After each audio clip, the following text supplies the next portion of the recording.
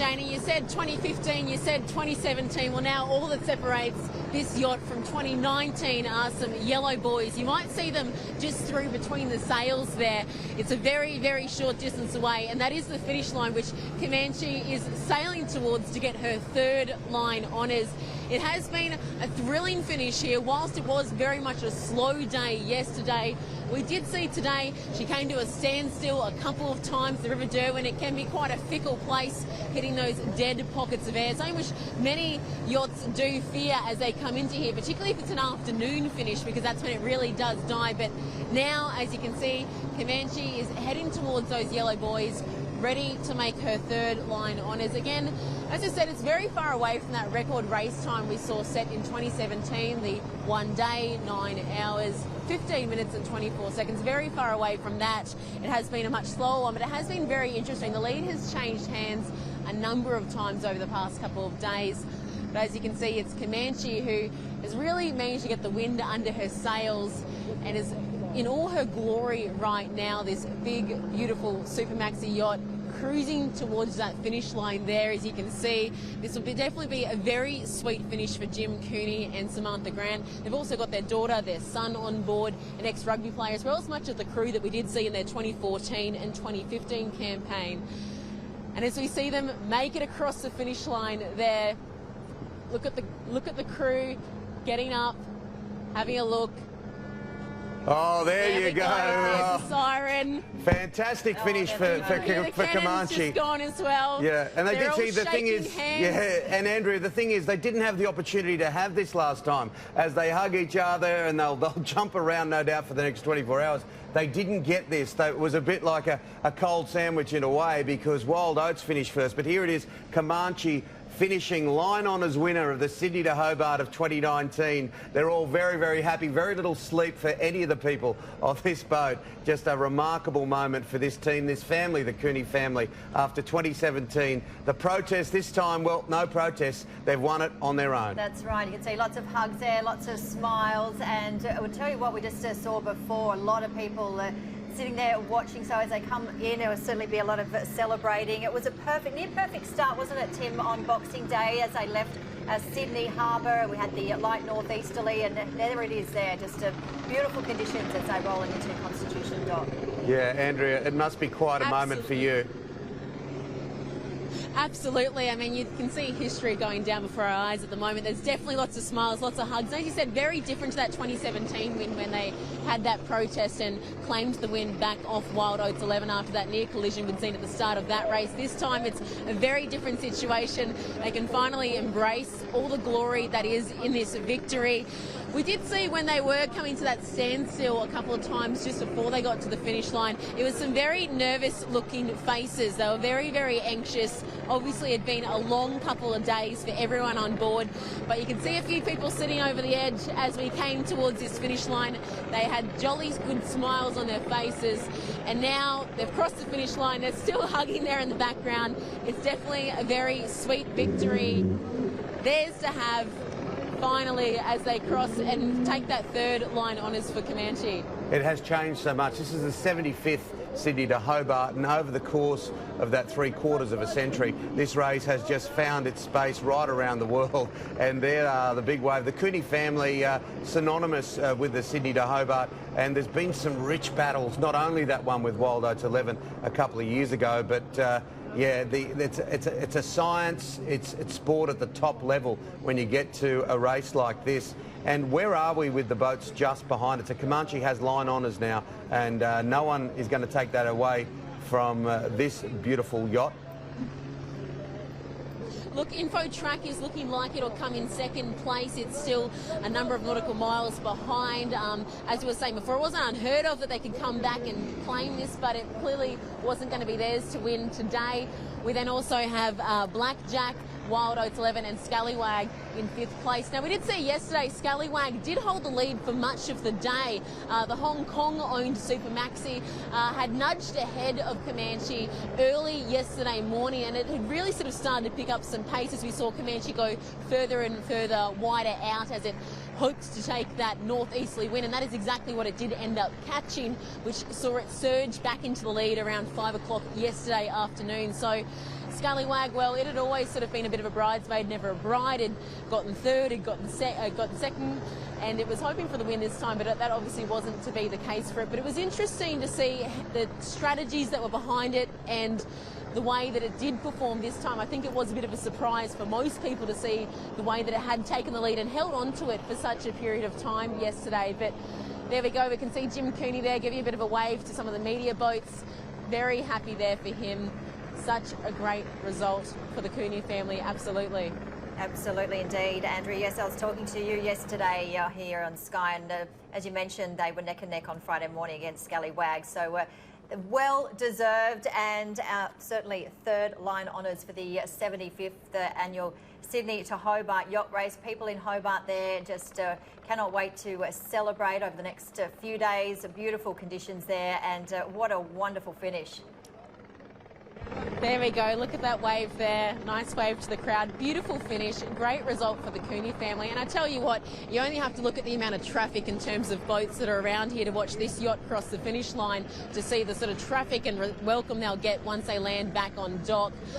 There we go. A nice big wave from Jim Cooney again. But yeah, you only have to see the crowd around here to see the sort of welcome they'll get once they get back on Constitution Dock. I can already see the crowd from here. It's quite a nice, welcoming group of people ready to wait as these guys come in today. They've been waiting a while for it. It was a bit of a slow race compared to others, but a very intriguing one nonetheless. It's going to be interesting to have a chat with Jim Cooney. He's got the split watermelon smile, doesn't he? Because he would be reflecting back to that race a couple of years ago. And of course, it's the records will say that Comanche won line honours in 2017, but they didn't get this moment in 2017. They did not get the opportunity to celebrate in this manner because it had to go to an international tribunal before they heard that Wild Oats 11 had done what it had caused that problem at the start and was given the hour penalty. Here's Jim. Can we hear Jim here? Is he going to say something? Jim, how does it feel?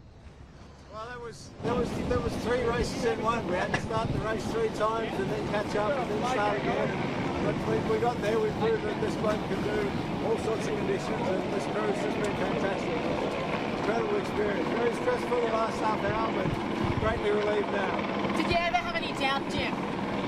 Well, I didn't have any doubts. I just knew that there were windows where we had to make the most of the conditions that we had, because there were other times when we'd have to give away our position. We knew that. We just had to nail it when the conditions were out and then make up for it when they weren't. So we got there in the end. It's fantastic. Very exciting. Great everybody. You had everything in the conditions.